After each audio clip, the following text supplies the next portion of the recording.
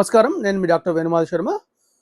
మన అద్వైతం యూట్యూబ్ ఛానల్‌లో వాస్తు సిరీస్ అనేది ఒకటి ప్రారంభం చేశాము.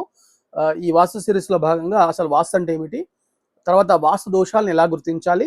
అదేవిధంగా వాస్తుకు సంబంధించినటువంటి అనేక అపోహల్ని ఎలా మనము నివృత్తి చేసుకోవాలనే విషయాల్ని నేను చర్చించడం జరిగింది.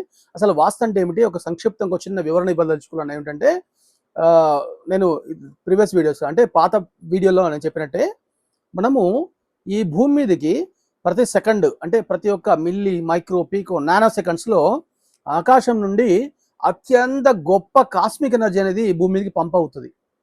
అయితే we are getting cosmic energy from the space and we are stopping that energy with 4 walls. అంటే 4 గోడలతో ఆ యొక్క ఎనర్జీని మనము ఆపుతాం. అయితే ఈ ఎనర్జీ అనేది if there is no proper exit what will happen అంటే ఒక సరైనటువంటి ఎగ్జిట్ లేకపోతే అక్కడ ఒక మ్యాగ్నెటిక్ ఫీల్డ్ అనేది తయారవుతుంది. అది నెగిటివ్ ఆర్ పాజిటివ్ ఎనర్జీ అనేది అక్కడ ఒకటి ఫార్ములేట్ అవుతుంది, ఒక ఫామ్ అవుతుంది. అయితే ఈ ఎనర్జీకి సరైనటువంటి ఎగ్జిట్ పెట్టాలి. దాన్నే వాస్తు అంటున్నారు.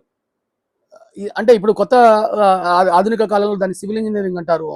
దీన్ని పూర్వీకులు మన ప్రాచీనటువంటి ఋషులు యతులు వీళ్ళందరూ ఏం చేస్తారనంటే వీటిని వాస్తు శాస్త్రము అని చెప్పేసి ఒక సివిల్ ఇంజనీరింగ్ని సిస్టమేటిక్గా ఒక సెటప్ చేయడం జరిగింది.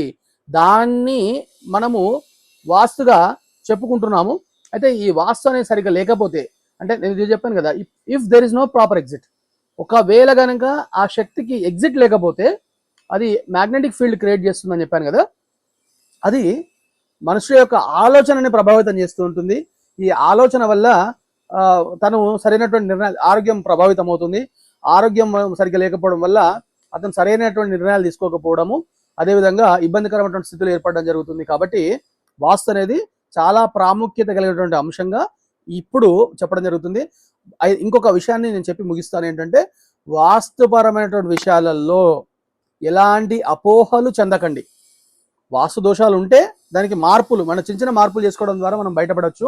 అంతేగాని ఎవరైనా వచ్చి మీ ఇంటికి వచ్చి ఈ గోడ కూల్చేయండి లేదా ఇది రాల్చేయండి అని చెప్పేవాళ్ళని ఇంట్లోకి రానివ్వకండి. ఎందుకంటే ఇల్లు అనేది ఒక ప్రాణం, ఇంటికి ప్రాణం ఉంటుంది. ఒక మిడిల్ క్లాస్ పర్సన్కి ఇల్లు అనేది ఒక ఎమోషన్.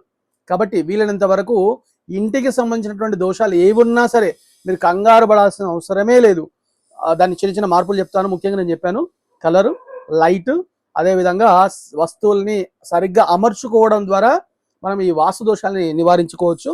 చిన్న రెమెడీస్ ఉంటే పెద్ద కంగారు పడాల్సిన అవసరమే లేదు. ఎవరైనా వచ్చి ఇది కూల్చండి అంటే మాత్రం వాడిని తప్పకుండా వాడి ఇంట్లోకి వెళ్ళగొట్టేసేయండి. ఎందుకంటే ఇల్లుకు ప్రాణం ఉంటుంది. మన శరీరం ఎలా ఉంటుందో, మన కాళ్ళు చేతులు ఎలా ఉంటాయో ఇంటికి కూడా గోడలు, అదేవిధంగా అమరికలు కూడా కాళ్ళు చేతులు కళ్ళుగా చెప్పడం జరుగుతుంది. కాబట్టి కూల్చకండి, రాల్చకండి. ఏదైనా అనుమానం ఉంటే మీరు కింద కామెంట్ చేయండి. నేను తప్పకుండా మీకు ప్రతి ఒక్కరికి ఆన్సర్ చేసే ప్రయత్నం చేస్తున్నాను. నేను మీ డాక్టర్ వేణుమాధవ్ శర్మ. నమస్కారం.